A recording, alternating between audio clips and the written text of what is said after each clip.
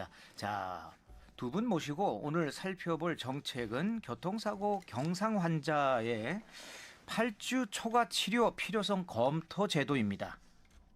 정부는 이른바 나이롱 환자와 과잉 진료를 막아서 자동차 보험 가입자의 부담을 줄이기 위한 제도라고 설명을 하는데요.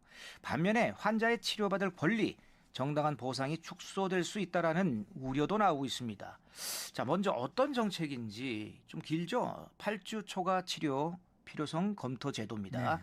앞으로 교통사고를 당한 경상 환자가 8주를 넘겨 치료받으려면 별도의 심사를 받아야 된다라는 게 핵심 내용이죠, 기자님. 맞습니다. 그러니까 정부가 의결한 자동차 손해배상 보장법 시행령 개정안이 오늘 9월 10일부터 시행되는데요. 개정안에 따라서 교통사고로 염좌나 타박상을 입은 경상 환자가 사고 후에 8주를 초과해서 치료를 받으려면 자동차 손해배상진흥원 소속 전문 의료인에게 치료 필요성을 검토받아야 됩니다.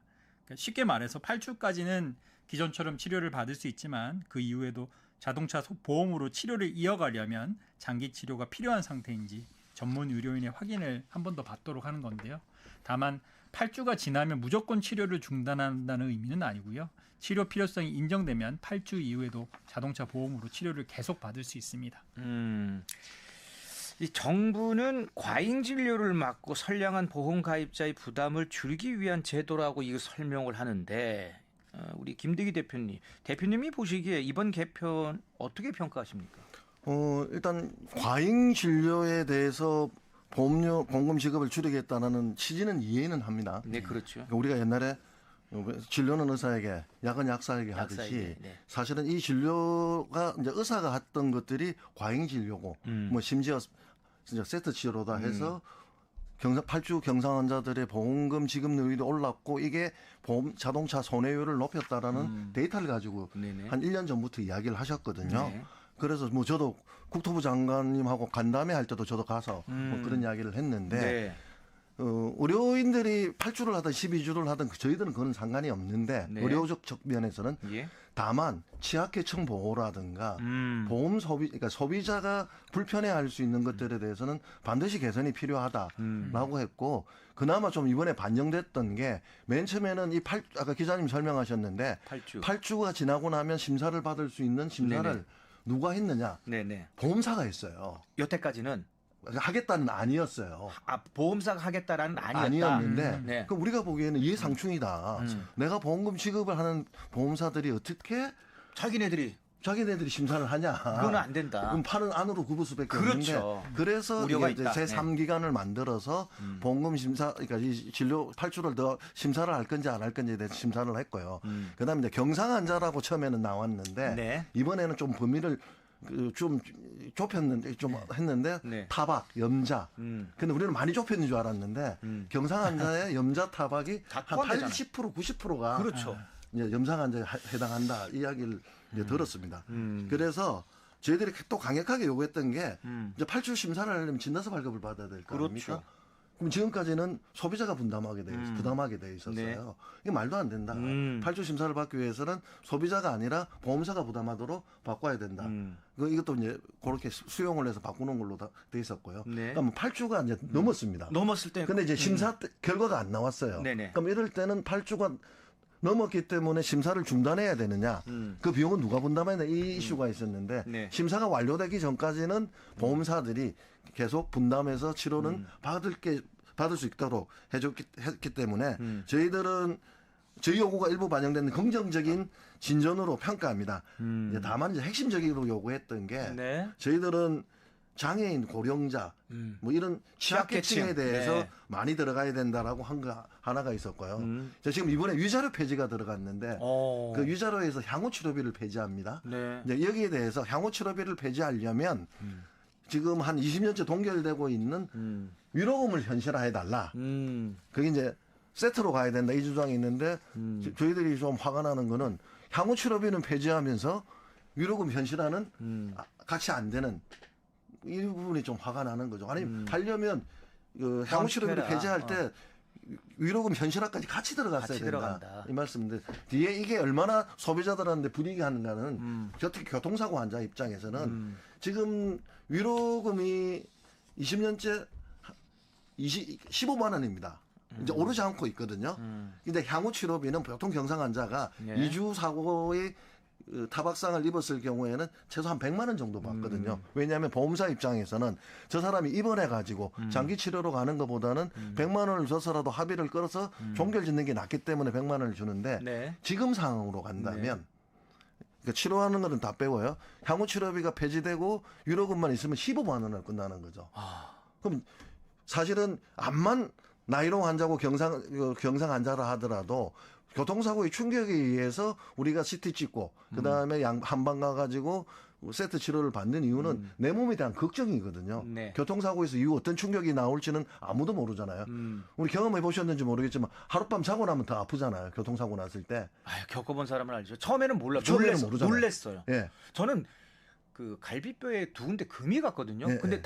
당일 그 사고 당시는 몰랐어요. 예. 그러니까 움직이고 다 했는데 이게 자고 일어나니까 못 자고 일어나도 일어나는 아프고 그 다음에 가서 더 예, 아플 예. 수도 있기 때문에 예. 향후 치료비나 이런 것들을 주면서 뭐 100만 원이 됐든 200만 원이 주면서 내가 치료받을 권리를 포기하는 겁니다. 쉽게 말해서 그 돈으로 나는 치료를 안 받는 대신 내가 알아서 하겠다. 그게 이제 합의금 성격이 있는데 이게 현실화가 되지 않아서 네. 저희들은 뭐라고 하냐면 이 보상금만 축소시킨 반쪽짜리 개편이자 보험사의 배만 불려주는 조치라 아쉬움이 크다. 이렇게 이번에 논평도 냈습니다. 야, 참. 아니, 오늘 안 나오셨으면 어떡하실 뻔했어요, 지금. 아유, 계속 이야기하고 있습니다. 그러게 말입니다. 아, 잘 나오셨어. 네. 예. 그러면 이제 우리 기자님. 네.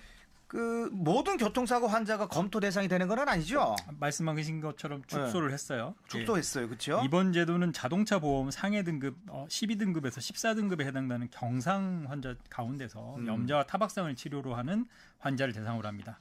골절이나 인대 파열, 뭐 눈에 뚜렷이 보이는 뇌 손상 같이 중요한 이제 부상을 입은 환자는 8주 초과 치료 대상 검토 대상이 당연히 아니고요. 네. 임산부와 만 7세 이하의 영유아도 제외됩니다. 이들은 별도의 치료 필요성 검토 절차를 거치지 않고도 네. 8주 초과의 치료를 받을 수 있습니다. 예외군요. 네, 이분들은 그죠? 네, 맞습니다. 그래요. 근데 그 8주 이상 초과해서 치료받으려면 자동차 손해배상진흥원 소속 전문 의료인 이거는 또 정해주는 겁니까? 아니면 제3자 기관이라고. 삼자 이번에 기관. 이 제도를 만들기 위해서 그렇죠. 그걸 만들어낸 거죠. 그러니까 그 단체를. 그 보험회사에서 하면은 안 되잖아요, 그죠? 예, 예. 아까 그 말씀하신 부분이고 그 금융정의연대도 그 임산부와 만 7세 이하 영유아를 예외 대상으로 포함한 것은 긍정적으로 평가 아까 하셨다고 예. 말씀드렸고 그리고 또 아까 취약계층, 장애인과 고령자 빠진 점을 문제로 또 지적하셨고 예. 또 말씀드렸어요, 그죠? 네. 그 기자님 실제로 그 8주가 넘도록 치료가 필요한 환자는 이 심사기관을 이제 거쳐야 되는 겁니까? 심사기관을 직접 찾아가는 방식은 아니고요. 예. 8주를 초과해서 치료가 필요하다고 판단되면 그거 아까 네. 그 전문 의료인한테 그 심사 판정을 받아야 된다잖아요. 네네. 그리고 그러니까 환자가 7주차 치료 끝나기 전에 네. 진단서 관련 서류 등을 협회사나 이제 자동차 공제 조합에 제출하면 됩니다. 아, 직접 가는 게 아니라 네. 서류 제출. 네, 요거를 갖고 이제 음. 그 자동차 선배진흥원에서 네. 판단을 하고요. 여기에 이제 그 근무 경력 10년 이상의 의과, 한의과 전문 200명 이상을 심사위원으로 위촉할 예정이라고 합니다. 그러네요. 그 심사 받으려면 뭐 이 서류 아까 얘기를 하셨는데 그 아까 비용 문제 아까 하셨는데 그 서류 받으려면 그 비용은 어떻게 해요? 누가 그 전에는 소비자가 부담하게 환자가 부담하게 돼 있었는데 이번 개편 시행령을 내면서는 보험사가 부담하게끔 비용을 이제 바꾼 거였고요. 그냥 이제 단순히 이제 고령자가 빠진 게 단순히 빠진 게 아니라 저는 이 보험사의 강력한 로비나 요구에 의해서 고령자가 빠졌다고 보고 있거든요. 아, 그 추측인 거죠? 추측이 아니라 네. 소비자 간담회에서 금감원조차도 고령자를 넣고 있었거든요. 장애인은 우리가 추가로 더 요구해 놓은 것도 그래서 간담회에서 금감원하고 고령자를 넣어야 된다라고 이야기를 했는데 국토부가 차후에 논의해서 하겠다라고 했는데 차후 논의 결과가 시민사회라든가 대부분 참석자들은 고령자를 넣어야 된다라고 포함해야 된다고 했는데 자, 여기서 그러니까 심사기관 공정성이 굉장히 중요한 거예요. 빠져서 보고가 되다 보니 왜 추측을 의심을 하냐면 이 고령자를 하면 이제 법상 지금 65세 이상이지 않습니까? 예. 그리고 교통사고가 났을 때 많은 사람들이 해당될 수 있는 연령층이다 보니까 보험사가 반대하지 않았나. 굳이 국토부가 안 열 이유는 없었죠. 금감원은 넣자고 하기 때문에. 그렇기 때문에 저는 이렇게 하다 보면 우리 노인 노인이나 노인분들이 화가 나지 않으실까. 특히 젊은 친구들은 모르겠어요. 그거는 뭐 하룻밤 자고 나면 날까 모르겠지만 아이고 안 그래요. 고령자 같은 경우는 아무리 이게 경상이라고 하더라도 단순 타박 염자라 하더라도 네. 그 당시에는 괜찮았는데 아까 말씀하신 것처럼 자고 일어나니까 그럼요. 뭐 어떻게 실금이 가일 수도 있고 계속 치러받다 보니까 안 낫는 경우들도 많거든요. 왜? 기왕증 같은 경우들도 있기 때문에 그렇죠. 그 최소한 고령자는 들어가야 되지 않았나라는 게 저희들 주장이고 지금도 고령자는 면제 대상의 여차 그 노인을 공경해야 되지 않느냐 네. 뭐 이런 그 뭐랄까 감정적 호소까지 하고 있습니다. 알겠습니다.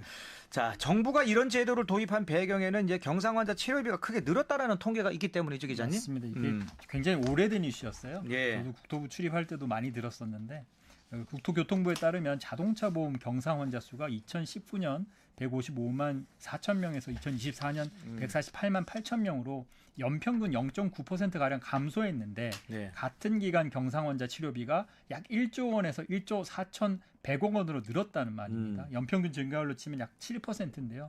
경상 환자 수는 줄었는데 치료비는 오히려 크게 늘어나서 그 골라야 되는데. 네, 맞습니다. 이 부분에 선별을 해야 안에 돼요. 이제 뭔가 어떤 이슈가 있지 않느냐. 그렇죠. 그런 판단을 하기 위해서 지금 이런 제도가 시행이 되고 있는 것 같습니다. 그래요. 그러면 이제 과잉 진료를 줄이게 되면은 자연스럽게 자동차 보험료도 좀 내려갈 수 있지 않을까요? 어떻게 보십니까? 이게 저는 두 가지 측면으로 보는데요. 아까 말씀드린 향후 치료비가 폐지됐다고 이야기했잖아요. 그러면 이제 경상 환자들이 무조건 8주까지 저는 치료를 받을 거라고 봐요.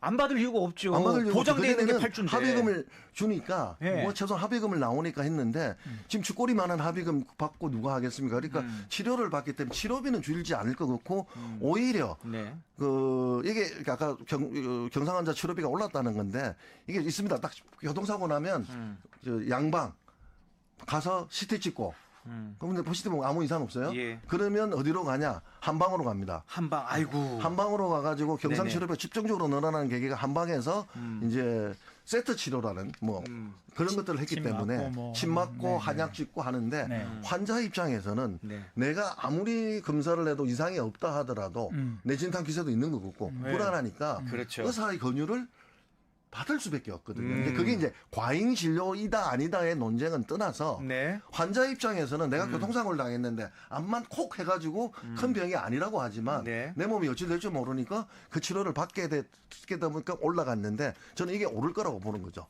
치료비 입장에서 다만 줄어드는 폭은 있을 겁니다. 향후 치료비가 안 나가니까 그걸 줄일 거고. 향후 치료비. 그다음에 이제 이 향후 치료비나 이런 걸 가지고 보험사들이 합의를 합니다. 선생님 얼마에 합의하시죠? 무슨 우리 진행자님 있으면 사고 났었을 때 100만 원에 합의하시겠어요? 200만 원에 하시 난 끝까지 치료받겠다.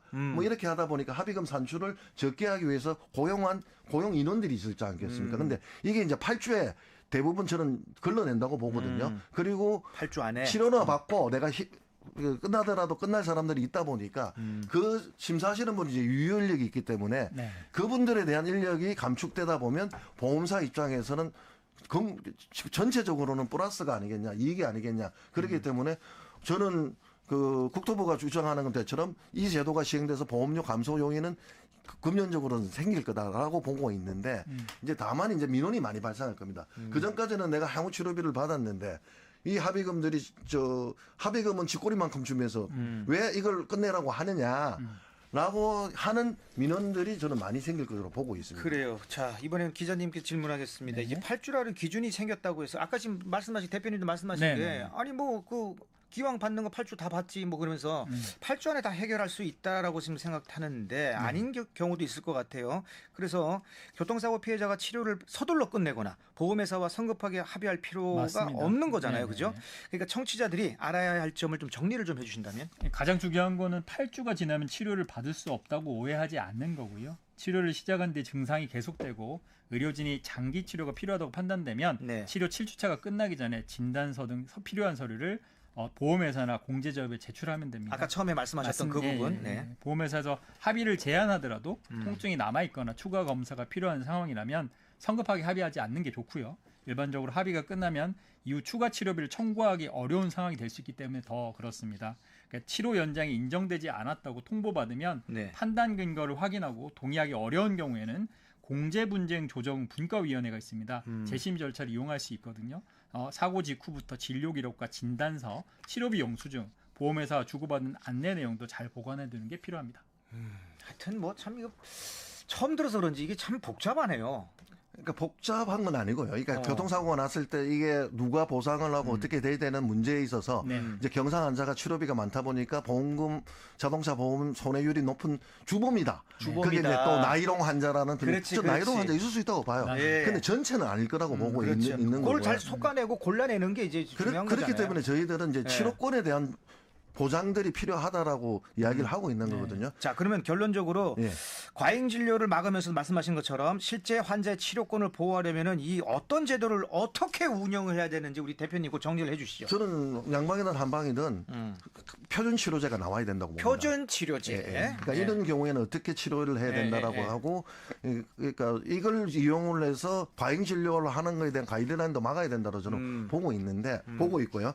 두 번째는 여기서 피해가 발생하면 안 되기 때문에 면제자 같은 경우는 고령자 장애인들로 확대하고 그 현실화되지 않은 15만 원을 받고 있는 경사환자 위자료를 현실화시키고 그래야지 항우 치료비를 폐지하기 때문에 지금 위자료 당장 현실화. 항우 치료비는 폐지하지 말고 나중에 같이 세트로 폐지하고 인상하는 게 좋다 이 말씀을 드리고요. 마지막으로 경상환자는 늘 수밖에 없습니다.